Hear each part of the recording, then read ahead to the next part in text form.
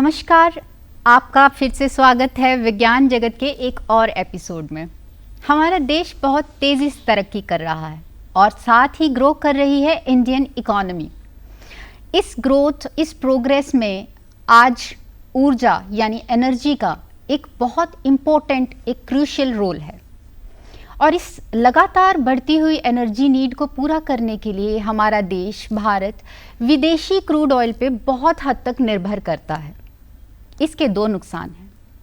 पहला ये कि इस एनर्जी इंपोर्ट पर हमारे देश का, भारत का जो विदेशी रिजर्व है, विदेशी करेंसी का रिजर्व है, उसका एक बड़ी मात्रा में इस्तेमाल किया जाता है।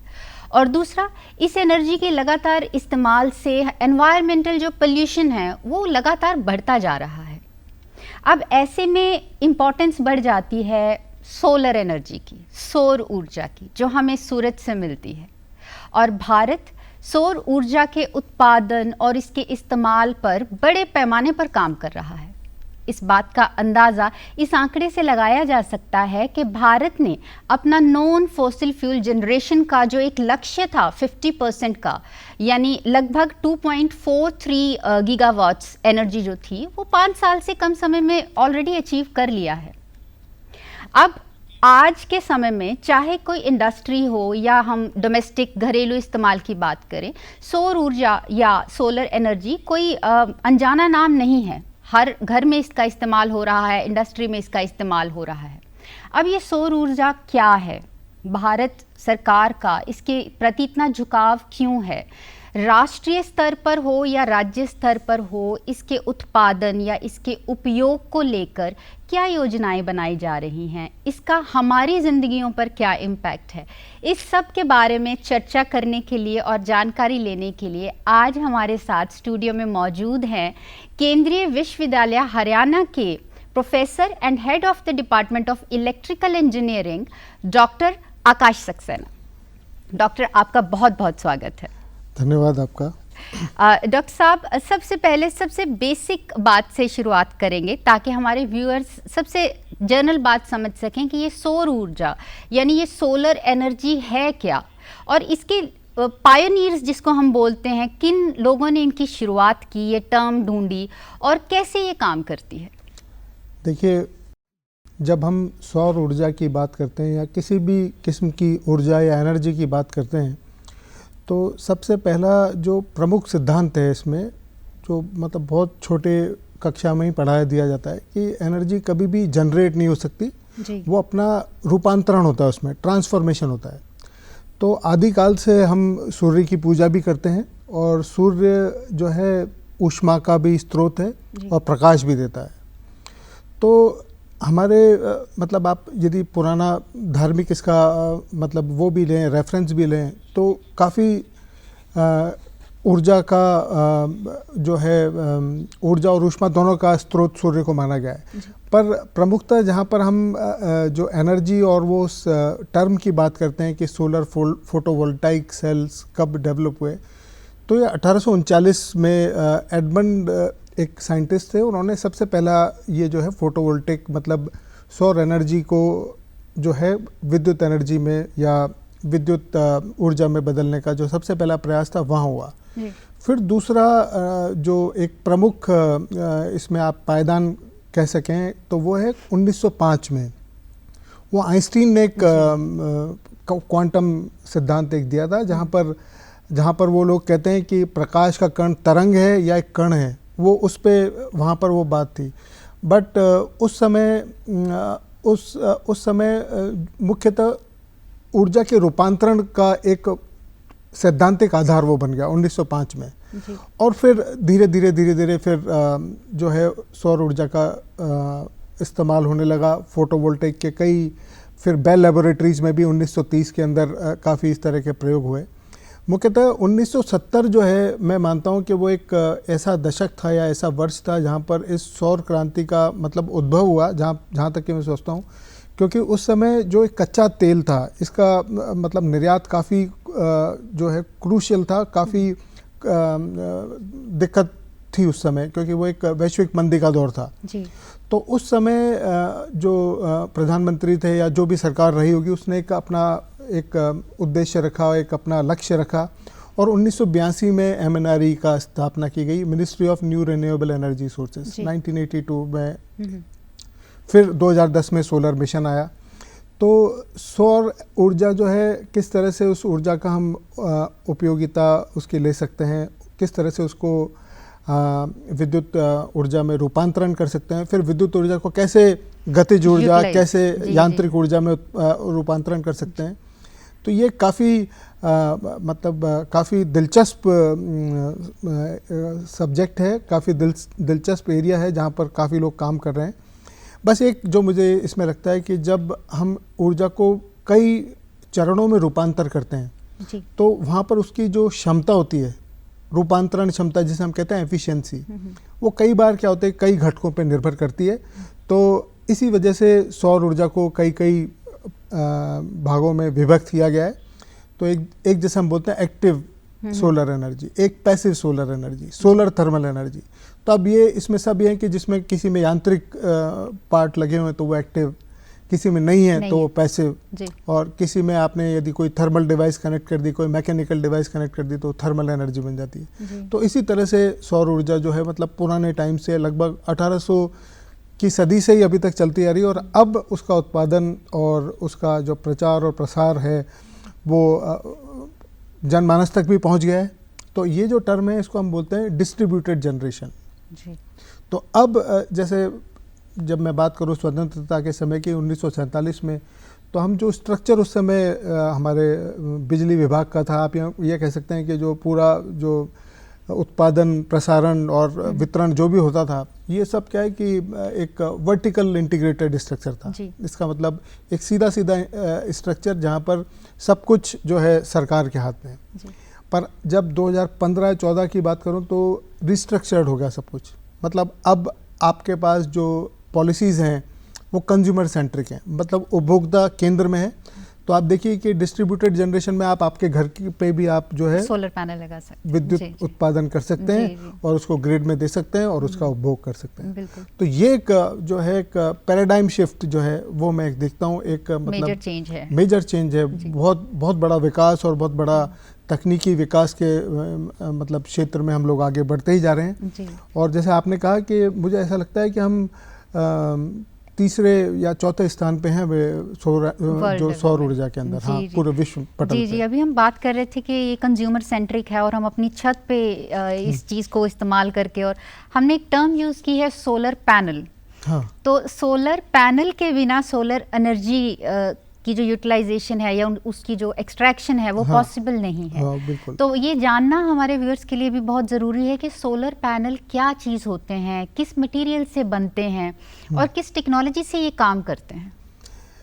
देखिए ये काफ़ी इसके अंदर भी काफ़ी अनुसंधान हुआ है, और सोलर सेल जो है आप देखिए कि एक जैसे ब्लैक बोर्ड है, उसको आप 3 या 4 भागों में आप विभक्त कर दे तो एक छोटी सी प्लेट, सोलर प्लेट होती है, और उसके अंदर कुछ एक धातु होती हैं जो कि बहुत ज़्यादा सोलर एनर्जी या सोलर जो विकिरण जो होती हैं, सूर्य की जो विकिरण होती हैं उनके ऊपर उनका इफ़ेक्ट लेके वो इलेक्ट्रॉन्स का परिचालन करते हैं। तो मुख्यतः क्या होता है कि इसमें आप एनर्जी या ऊर्जा का रूपांतरण करते हैं, जहाँ पर ऊर्जा फोटोन के रूप में उस सोलर पैनल की प्लेट पे गिरती है। तो पैनल जो है सिलिकॉन होते हैं, सिलिकॉन धातु एक है, उसका एक पैनल बना होता है और उसमें डोपिंग करते हैं हम। 2 तरह की डोपिंग होती है। एक डोपिंग वो धातु होती है जिसमें कि इलेक्ट्रॉनिक्स या नेगेटिव आइटम्स जो हैं वो ज़्यादा हैं। एक वो धातु होती है जिसमें इलेक्ट्रॉनिक जो इलेक्ट्रॉन्स हैं वो कम है। तो हम इनको मतलब ज़्यादा तकनीकी भाषा में नहीं कहूँ तो पी और एन, पी एन जंक्शन कहते हैं। तो पी को आप सरल भाषा में समझ लीजिए पॉजिटिव एंड नेगेटिव। तो जब वो विकिरण जो फोटोन्स हैं वो आपके फास्फोरस पे पड़ते हैं तो उसमें ऑर्बिट में इलेक्ट्रॉन्स रहते हैं। वो इलेक्ट्रॉन वो एनर्जी को, उस ऊर्जा को ग्रहण करते हैं और उस ऑर्बिट से बाहर आ जाते हैं। जब एक जो मुख्य अवयव है परमाणु या अणु का, इलेक्ट्रॉन वो उस कक्षा से बाहर आ जाता है तो वो उसमें धातु के अंदर वो एक गतिमान हो जाता है और उसका गतिमान होना ही विद्युत धारा का प्रमाण है। ठीक है। तो आप जितना प्रकाश उस पर गिरेगा, जिस इंटेंसिटी का प्रकाश गिरेगा, उतने इलेक्ट्रॉन उसमें से बाहर आएंगे और वो वापस वहाँ पे परिचालन होगा। तो इसमें 3 तरह की धातुएं हैं जो जो जहाँ तक अभी नवाचार का संबंध है तो उसमें 3 तरह की धातुएं, एक सिलिकॉन है जी। उसके साथ डोपिंग हम कर देते हैं फास्फोरस की और बोरोन की, तो ये पी और एन जंक्शन करीब बन जाते हैं। यदि हम इसकी तह तक जाएं और इसका हम प्रॉपर हम इसका वोल्टेज और करंट का कैरेक्टरिस्टिक की बात करें, विद्युत धारा और विभव की बात करते हैं, तो इसके अंदर हमें एक गणितीय प्रारूप प्रस्तुत करना बहुत ज़रूरी है। तो जहां मैंने आपको बात किया कि ये पॉजिटिव और नेगेटिव जो इलेक्ट्रॉन्स की बात की, तो हम इसको 2 भागों में विभक्त कर लेते हैं। एक तो है जिसके अंदर हम 2 पीएन जंक्शन बनाते हैं और एक 3 पीएन जंक्शन बनाते हैं, और उसका मैथमेटिकल जो है मॉडलिंग, जो गणितीय प्रारूप है, हम उसको लेके आते हैं और फिर हम उसके अंदर अनुसंधान करते हैं कि डिफरेंट अलग अलग परिस्थितियों के अंदर कितना विभव आएगा, कितनी विद्युत धारा आएगी, यूटिलाइजेशन कैसे होगा। फिर इसमें सोलर पैनल से जुड़े हुए बहुत सारे मतलब और भी धातुएं हैं, जैसे कि जहाँ पर पैनल है वहाँ से आपको कंडक्टर के वायर खींचने हैं तो वो आपको कॉपर, एल्यूमिनियम का यूज़ करना पड़ेगा। तो कुल मिला के ये सब एक, आप ये मान लीजिए कि एक पैनल है, एक प्लेट है जो कि विशिष्ट धातुओं से बनी हुई है, और वो सौर ऊर्जा के लिए मतलब विशेष उसमें आपके कहिए कि सेंसिटिव है, और वो जब उस ऊर्जा के समक्ष आती है तो प्रत्यक्ष रूप से आप देख पाते हैं कि उसमें विद्युत धारा का प्रभाव होता है। ये एक बेसिक आइडिया सामान्य मतलब इसमें कोई ज़्यादा सैद्धांतिक रूप से कोई बहुत नवाचार इसमें नहीं बताया, पर ये एक सिंपल आइडिया है कि किस तरह से पैनल काम करते हैं। जो पैनल हमारे होते हैं उन पे जितना amount of energy, solar energy जिसको हम बोलते हैं, सूर्य की किरणें गिरती हैं, उस पर चीज़ें निर्भर करती हैं। तो इसी बात से एक जर्नल क्वेश्चन है जो शायद हमारे व्यूअर्स के मन में भी आता होगा, जिनको बहुत नॉलेज नहीं है इसके बारे में, कि ये जो किरणें हैं सूरज की वो पूरा दिन तो नहीं रहती हैं, और प्लस वो डिपेंड करती हैं एरिया टू एरिया भी। अभी कुछ एरियाज ऐसे हैं जहाँ सूरज बहुत एक्टिव रहता है, कहीं नहीं भी रहता है। तो ऐसे में सवाल उठता है कि जब सूर्य नहीं है, किरणें नहीं हैं, तब सोलर एनर्जी का इस्तेमाल कैसे किया जा सकता है। और ऐसे में सवाल उठता है कि इसको कहीं स्टोर किया जाता होगा, जहाँ एक टर्म हमारी होती है कि बैटरी एनर्जी स्टोरेज सिस्टम है या हीट पंप्स हैं। तो क्या होती है वो टेक्नोलॉजी जिससे हम इसको स्टोर करते हैं और फिर यूटिलाइज कर सकते हैं? देखिए, एक बहुत महत्वपूर्ण प्रश्न आपने पूछा कि सौर ऊर्जा जो है एक किस्म की उसमें मतलब आप ये मान लीजिए कि कंटिन्यूस ऊर्जा नहीं है जी। और बहुत भौगोलिक परिदृश्य पे भी ये मतलब डिपेंड करती है जी। तो यदि हम बात करें, कंपेयर करें राजस्थान, हरियाणा जैसे मैदानी क्षेत्रों की, और हम बात करें जैसे हिमाचल प्रदेश की, उत्तराखंड की, तो वहाँ पर सौर ऊर्जा की उपलब्धता जो है मतलब उतनी नहीं है जितनी कि मैदानी क्षेत्रों में। तो अग्रणी जो राज्य अभी हमारे भारत के अंदर हैं, तो राजस्थान अग्रणी है, और इस एरिया में नॉर्दर्न जो आपका रीजन है, उत्तरी जो प्रांत हैं उनमें राजस्थान अग्रणी है, पूरे देश में ही अग्रणी है। बट मैदानी क्षेत्रों में मुख्यतः भौगोलिक परिस्थितियों के हिसाब से सौर ऊर्जा का सबसे ज़्यादा जो हार्नेसिंग है, सबसे ज़्यादा जो उसका निष्पादन है वो हम कर सकते हैं। दूसरी बात, जहाँ पर सौर ऊर्जा प्रचुर मात्रा में उपलब्ध नहीं है, और कभी कभी जो आपकी जलवायु और जो आपकी विषमताएं हैं वो होती हैं उसके अंदर, तो उसके अंदर किस तरह से इसको कॉम्बैट किया जाए, किस तरह से इसको परिपूर्ण किया जाए, कैसे स्टोर किया जाए, वो एक इम्पॉर्टेंट प्रश्न है। तो आपने उसमें पूछते हैं कि बैटरी एनर्जी स्टोरेज सिस्टम क्या होता है। तो अभी हमारे हरियाणा में भी क्या हो रहा है कि 2 किस्म की जो परियोजनाएं हैं वो सरकार जो है दे रही है। वो कह रही है, एक तो ऑन ग्रिड आप इंस्टॉल कीजिए सोलर पैनल को, और एक ऑफ ग्रिड। तो ऑफ ग्रिड जो परिचालन है उसके अंदर क्या होगा कि आपके पास सौर ऊर्जा आई और आपने उसको एक तरह का माइक्रो ग्रिड बन गया, छोटा सा ग्रिड, कि आपने अपनी ऊर्जा ली, आपने उसको बिना संरक्षण किए आपने उसको यूज़ कर लिया, उपयोग कर लिया, और आप ग्रिड में नहीं दे रहे हैं। तो ये ऑफ ग्रिड स्ट्रक्चर है। पर इसके अंदर एक बैटरी लगा देते हैं वो। तो क्या होगा कि जब रात को, जब सूर्य तो नहीं है रात को, तो दिन के समय क्या होगा, आपके उपभोग के अनुसार वो बिजली आपको मिलती रहेगी, पर जो बिजली आप उपभोग नहीं कर रहे हैं तो उससे वो बैटरी को चार्ज होता रहेगा, बैटरी चार्ज होती रहेगी। जब रात को, जब सौर ऊर्जा तो है नहीं, उत्पादन नहीं हो रहा, तो वो बैटरी चार्ज है आपके पास, तो आप उसको यूज़ कर सकते हैं। तो ये ऑफ ग्रिड के अंदर है। ऑन ग्रिड में क्या है कि आप मतलब आप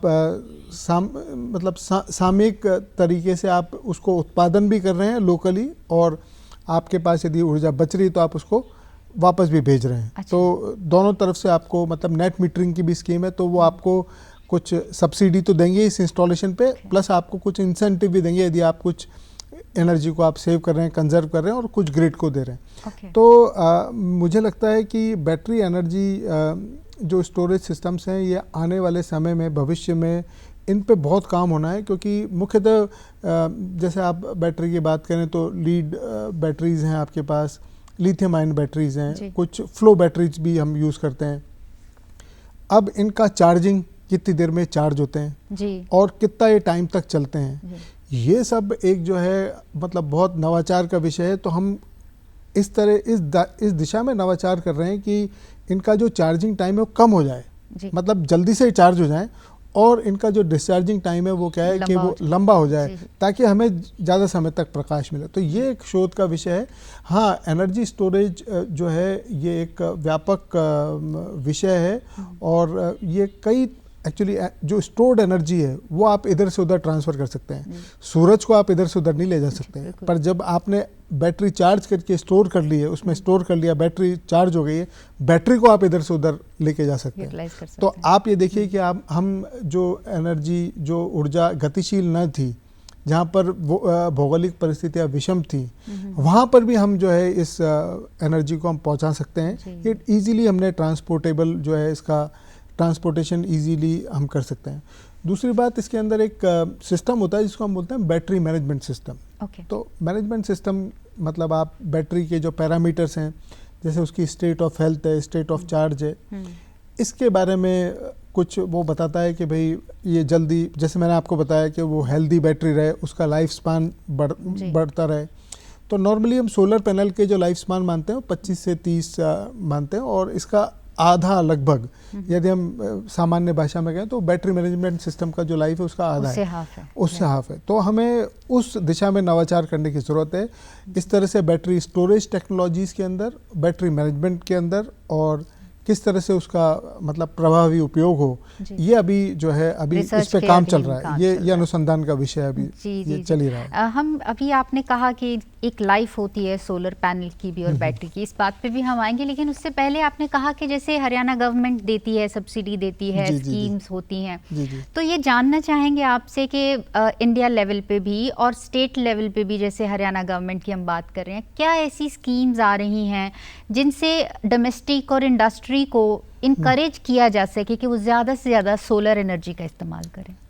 देखिए, हम जो पिछले एक दशक में मैं देख रहा हूँ कि इस तरह की जो सरकार है और जो आम नागरिक हैं वो भी बहुत जागरूक हैं इस बारे में कि किस तरह से हम जो एनर्जी है उसको ग्रीन की तरफ ले जाएं, कार्बन फुटप्रिंट्स को घटाएं। तो अब जो पॉल्यूशन है, जैसे जो प्रदूषण है, उसमें उसको लेके हम आज, जैसे आप देखते होंगे कई जगह प्लांटेशन ड्राइव्स चलती हैं, और कई, तो ये एक किस्म का प्लांटेशन है, एनर्जी प्लांटेशन मैं इसको कहूँगा।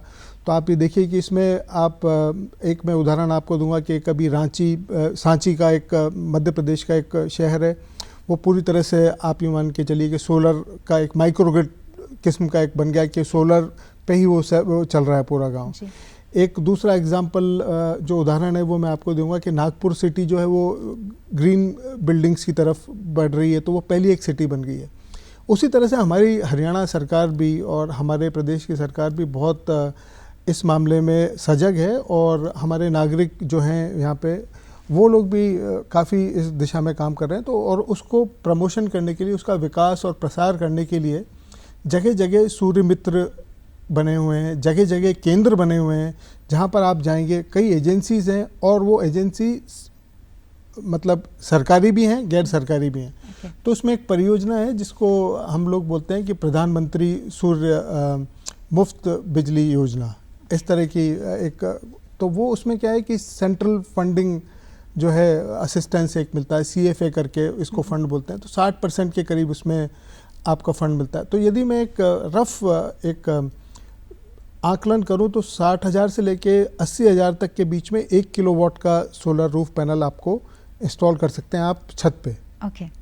तो 60 से 80 हज़ार का खर्चा है, इसमें कुछ परसेंट जो है सब्सिडी मिल जाता है। तो कुल मिला के हमारे पास जो है 30 से 35 हज़ार या 40 हज़ार तक 1 किलोवाट का एक सोलर रूफटॉप आप यूज़ कर सकते हैं। ये एक तो योजना है सामान्य नागरिक के लिए। फिर एक योजना है किसानों के लिए, जहाँ पर वो जो खेती है, जो हमारी कृषि से आधारित जो वाटर पंप्स लगाए हुए हैं, उस पे भी सरकार जो है सब्सिडी देती है। तो उस योजना को उन्होंने बोला कुसुम योजना।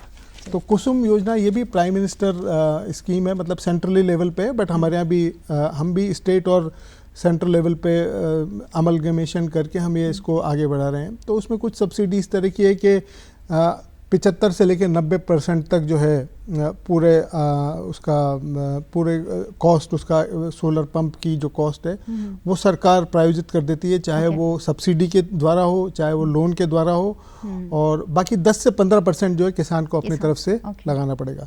तो कुसुम योजना जो है वो उसका है कि किसान ऊर्जा संरक्षण और उत्थान महाअभियान, इस तरह से कुसुम उन्होंने बनाया है। और ये करीब 3 से लेकर 10 हॉर्स पावर के पंप्स हैं, उन पे ये आधारित है, तो उनको वो सब्सिडी देती है। फिर एक बहुत अच्छा उपक्रम है, जैसे मैंने नेट मीटरिंग की बात की, अपनी एक संस्था है HAREDA, Haryana renewable energy development agency. तो ये मई 1997 में इस्टेब्लिश हो गई थी, और उसके बाद लगातार ये नेट मीटरिंग और स्मार्ट ग्रिड की तरफ जो है एक नोडल सेंटर है, मतलब मुख्य केंद्र है।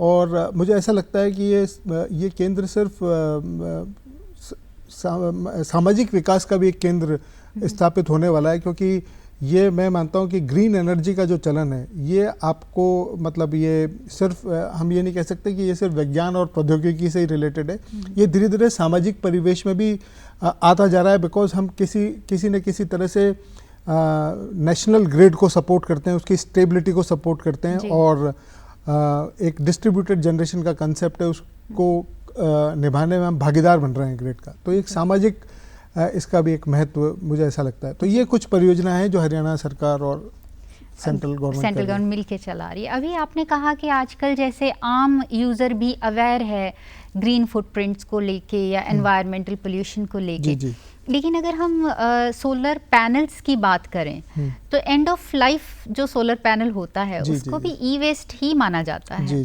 तो उस चीज़ का को ओवरकम करने के लिए या उस चीज़ को चेंज करने के लिए क्या स्टेप्स उठाए जाते हैं? देखिए, ये जो ई वेस्ट है, तो जैसे हमने बात किया कि एक सोलर पैनल की लाइफ जो लाइफ होती है, वो एक लाइफ होती है। उसके बाद क्या है कि उसको वो एक ई वेस्ट के रूप में तब्दील हो जाता है, और उसको मतलब आप मान लीजिए कि कहीं भी उसको डंप करना, उसको कहीं भी रखना, वो एक किस्म का कार्बन फुटप्रिंट है, वो एक किस्म का कचरा ही है जो कि कार्बन फुटप्रिंट को बढ़ाता है। तो जब परिकल्पना की सौर ऊर्जा और इससे संबंधित संयंत्रों के परिकल्पन की बात करते हैं हम, तो उसी वक्त हम उसकी परिकल्पना ही इस आधार पे है कि हम हमारे कार्बन फुटप्रिंट को, ग्रीन एनर्जी को प्रिजर्व करना चाहते हैं।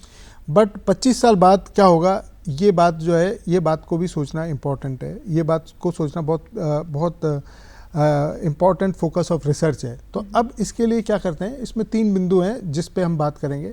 पहला जो पार्ट है कि जब भी डिकम्पोज हो, जब भी उसका विघटन हो 20 या 25 साल बाद, तब उसका विघटन जो है सहज हो। इसका मतलब यह है कि विघटन सहज होने का मतलब यह है कि यदि अलग अलग धातुओं में उसको हम वर्गीकृत कर रहे हैं, तो एक धातु वो है, एक मेटल वो है जो कि हमारे ह्यूमन बॉडी के लिए या ह्यूमन लाइफ के लिए हजार्डियस से हार्मफुल है, खतरनाक है। एक वो है जो इको फ्रेंडली है, कि उसको हम कैसी भी तरीके से हम इको फ्रेंडली है, और एक है रिफर्बिशेबल या रीयूजेबल, हम उसको वापस उपयोग में ले सकते हैं। तो यहाँ से कंसेप्ट आता है सेकेंड लाइफ का। तो जैसे 20 साल हमने एक सोलर पैनल एक जगह पर लगा दिया जहाँ पर सौर ऊर्जा की उपलब्धता थी, और उसने करीब 70 या 80% की एफिशिएंसी पे काम किया। अब वो पैनल 5 साल में रिटायर होगा, ठीक है, 5 साल में उसकी एंड ऑफ लाइफ हो जाएगा। तो अब क्या है कि हम उस पैनल को शिफ्ट कर दें ऐसी जगह पर जहाँ पर कम एफिशिएंसी के पैनल भी सौर ऊर्जा को खींच सकते हैं, तो वहाँ पे उसको हम रीबर्थ करेंगे, ठीक है। दूसरी बात इनके मेंटेनेंस से रिलेटेड है, क्योंकि कई बार इन पर धूल जम जाती है जी। और कई बार डस्ट, क्योंकि मैंने आपको बताया कि राजस्थान या अपने मैदानी इलाके हैं तो खूब यहाँ पे आंधियाँ चलती हैं, तो यहाँ पे उस पर पैनल पे धूल जम जाती है, तो उस धूल को भी हटाना और उसकी प्रॉपर मेंटेनेंस करना। यदि आप प्रॉपर मेंटेनेंस करेंगे तो सोलर पैनल की लाइफ पे भी थोड़ा बहुत इफेक्ट पड़ता है, कुछ स्पान उसका बढ़ जाता है। तो यहाँ पे पहला नवाचार जैसे मैं आपको बता रहा था कि ये बात होनी चाहिए उसके डिकम्पोजिशन पे, उसका विघटन कैसे हो, उसका एंड कैसे हो। तो वो एक सिंपल प्रोसेस है। तो इसके अंदर केमिकल प्रोसेस भी आप ले सकते हैं। कार्बन डाइऑक्साइड या उससे उसके विघटन में यदि कार्बन डाइऑक्साइड है तो उसको एक स्पेशल केयर के साथ आपको करना पड़ता है जी। यदि आपको उसको मैकेनिकली तोड़ना है उस पैनल को, तो उसको इस तरह से बनाते वक्त ही इस तरह का ध्यान रखें कि भाई इसको हमें तोड़ना है तो ये इस तरह से 20 साल बाद ये कहाँ पे यूज होगा। यदि उसको जलाना है या थर्मल एनर्जी उससे लेनी है तो वो भी एक इस तरह की धातुएं होनी चाहिए जहाँ पर उससे थर्मल एनर्जी भी अनलीश की जा सके। ये तो हो गया पहला बात। दूसरी बात है कि यहाँ पर हमें जो कंपनियां जो सोलर पैनल बना रही हैं उनकी जवाबदेही भी हमें तय करनी पड़ेगी कि आपका उद्देश्य सिर्फ सोलर पैनल्स को स्थापित करना ही नहीं है जी। जब ये ख़त्म हो जाएंगे, जब इनका एंड ऑफ लाइफ होगा तो इनको किस तरह से इनको डिसबर्समेंट होगा, इनको किस तरह से आप रीयूज़ के लिए आप प्रोत्साहित करेंगे, इसको किस तरह से पैरेलल इंडस्ट्री में आप इसको डिसैमिनेट करेंगे या उसको वितरित करेंगे, उसकी भी एक पॉलिसी बहुत इंपॉर्टेंट है जो कि जिसका फ्रेमवर्क एक होना चाहिए। वो होना चाहिए और वो हो भी रहा है, उस पे काम है अभी। जी जी, बिकॉज फ्यूचर ही दिख रहा है इस चीज़ में। एक बहुत बेसिक क्वेश्चन, समय की कमी है जो बहुत ज़रूरी है व्यूअर्स के लिए जानना कि जो एक जर्नल आदमी है जो अभी सोलर के टच में नहीं आया, उसको यूज़ नहीं कर रहा, एक तो वही है कि उसकी कॉस्ट को लेके क्वेश्चंस होते हैं दिमाग में, मेंटेनेंस को लेके होते हैं, फिर स्पेस भी डिपेंड करती है कि कितनी है आपके पास। तो इसकी इन जर्नल, इन लेमैन लैंग्वेज, इसके क्या क्या यूजेस हैं इन जर्नल लाइफ और एक फ्यूचर में क्या एक्सपेक्ट कर सकते हैं हम सोलर एनर्जी? देखिए, मैं एक नवाचार के बारे में बताऊंगा जो हम लोगों ने किया। आज मैं जो हम लोगों ने मतलब इसको कृषि अनुसंधान से भी जोड़ा। देखिए, आप जो सरकारी योजनाएं हैं वो तो एक तरफ है, पर सोलर अब क्या है, हर एक नवाचार में हम सोलर को यूज़ कर रहे हैं। जहाँ भी इलेक्ट्रिसिटी है, जहाँ भी विद्युत धाराओं का प्रभाव है, वहाँ हम कोशिश कर रहे हैं कि हम सोलर को इनकॉर्पोरेट करें। ऐसे ही आप एग्रीकल्चर के अंदर आप देखिए कि जो इरिगेशन, जो सिंचाई है, उसके अंदर भी हम यूज़ कर रहे हैं। एक रोबोट हम लोगों ने बनाया, वो रोबोट क्या करता है कि खेतों में अंदर तक जाते हैं और सोलर पावर से चार्ज हैं वो रोबोट। उनके पास एक बैटरी है और वो पूरा उनके पास एक इमेज एक्विजिशन सिस्टम है, तो वो पत्तियों की और फसलों की जगह जगह पर जाकर फ़ोटो लेते हैं, चित्र को कैप्चर करते हैं और उसको अपने डेटाबेस से कनेक्ट करके वो देखते हैं कि कोई पार्ट, किसी खेत का किसी पार्ट में कोई बीमारी तो नहीं है या किसी तरह का कोई क्वालिटी चेक करते हैं और उसको डेटाबेस से मैच करते हैं। अब देखिए कि ये जो काम हो रहा है उसका मूवमेंट, उस रोबोट का मूवमेंट, उसका इमेज एक्विजिशन और एक सीपीयू, ये सब सोलर संचालित है। तो सोलर जो है सिर्फ न केवल सोलर कुकर, सोलर हीटर और बहुत सारे उपयोग हैं इसके। और अब तो आगे से आगे जैसे आप जाते जाएंगे तो आप इलेक्ट्रिक व्हीकल में भी सोलर चार्ज व्हीकल लग रहे हैं। आप देखिए जो सड़कों पे लाइटें लगी रहती हैं, कई बार वो भी सोलर पैनल चार्ज लाइट हैं। अगर हम इस तरह से बात करें तो ये सोलर का जो एनर्जी है, इसका यूटिलाइजेशन की डिमांड तो बहुत बढ़ती जा रही है और बढ़ेगी फ्यूचर में। तो इस डिमांड को कम्पीट करने के लिए, पूरा करने के लिए क्या स्टेप्स उठाए जा रहे हैं या क्या गवर्नमेंट की तरफ से हो रहा है? देखिए, जो गवर्नमेंट है वो सब्सिडी दे रही है, सब्सिडी दे रही है। दूसरी बात क्या है कि कई जगहों पर विश्व में देखिए नेगेटिव टैरिफ का भी कंसेप्ट है। वहाँ पर इतना ज़्यादा व्यवसायीकरण है ऊर्जा के क्षेत्र में कि वहाँ पर मल्टीपल डिस्ट्रीब्यूशन कंपनियाँ हैं और यदि वहाँ पे वो आपसे पैसा चार्ज नहीं करेंगे, यदि आप उनकी बिजली लेंगे तो वो आपको इंसेंटिव्स देंगे। इस तरह का है। तो यहाँ पर जो इंडिया में मैं सोच पाता हूँ, जो भारत में मैं सोच पा रहा हूँ कि 2-3 प्रमुखतः इसके प्रसार में एक समस्या है। पहली समस्या तो है कि लोग ज़्यादा जागरूक नहीं हैं, वो अभी भी, क्योंकि हम बहुत सारे हैं, बहुत जनसंख्या बहुत है, तो उतनी जागरूकता अभी तक पहुँचाना बाकी है। पहला सवाल तो यह। दूसरी बात क्या है कि हमारा देश जो है, इसका जो विद्युत तंत्र है या जो ग्रिड है, वो करीब आप ये मान के चलिए कि 100-150 साल, 200 साल से चलता आ रहा है। तो जहाँ पर एक पुराना तंत्र आपने स्थापित कर दिया और अब आप क्या कर रहे हैं कि पहले जो है फॉसिल फ्यूल, जो थर्मल जनरेटर्स थे, वो 60 से 70% बिजली दे रहे थे और वो बिजली चलती थी ट्रांसमिशन लाइन के थ्रू और आपके घरों तक आती थी। अब हर घर सोलर। तो अब क्या हो गया कि मान लीजिए किसी डिस्ट्रीब्यूशन सिस्टम के अंदर या किसी भी वितरण प्रणाली में यदि कोई फॉल्ट आता है, तो क्या होगा कि आपका thermal generator as well as आपका जो सोलर रूफटॉप जनरेटर है जी। वो भी उस फॉल्ट में कंट्रीब्यूट करता है। ओके। तो सुरक्षा की दृष्टि से ये मानक और मानदंड भी हमें तय करने पड़ेंगे कि सोलर का पेनिट्रेशन किस हद तक, किस जगह पे और किस जनसंख्या घनत्व में किया जाए। दूसरी बात। तीसरी बात रिलायबिलिटी चेक। तीसरी बात जो मैं आपको बता रहा था कि जैसे पुराने समय में जैसे थर्मल जनरेटर थे तो उनमें जड़त्व था, इनर्शिया था। तो हमारे पास जो सिस्टम की जो फ्रीक्वेंसी है, ये अभी थोड़ी सी टेक्निकल टर्म है, वो उसके जड़त्व पे, इनर्शिया पे डिपेंड कर रही है। पर सोलर पैनल में क्या है, इनर्शिया 0 है। ओके। तो लेटर ऑन जब ये पेनिट्रेशन बहुत ज़्यादा हो जाएगा तो हमारे पास ये जो जड़त्व को बैलेंस करने की जो प्रॉब्लम है वो आएगी। तो उसके लिए जो सॉल्यूशन ये है कि आज हम हाइब्रिड पावर प्लांट्स की तरफ जा रहे हैं। ओके। जहाँ पे सोलर के साथ विंड पावर प्लांट्स लगा रहे हैं, सोलर के साथ और दूसरे टाइडल पावर प्लांट लगा रहे हैं, या इस तरह का कोई इनर्शिया है, फ्लाई व्हील मैकेनिज्म।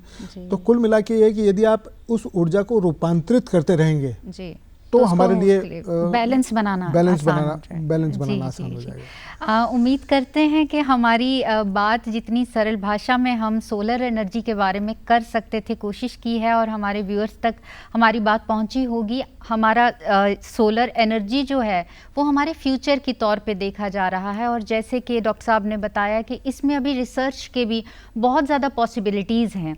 तो आने वाली जनरेशन, यंग जनरेशन भी इसमें अपना करियर सोच सकते हैं, इसको पढ़ सकते हैं, इसके आगे बढ़ने में अपना योगदान दे सकते हैं। और एक बार फिर डॉक्टर सक्सेना, आपका बहुत बहुत धन्यवाद हमारे शो में आकर इस बात पर चर्चा करने के लिए। आज सोलर एनर्जी को लेके विज्ञान जगत में इतना ही। आपसे फिर से होगी मुलाकात किसी और टॉपिक को लेके। आज दीजिए इजाज़त। नमस्कार।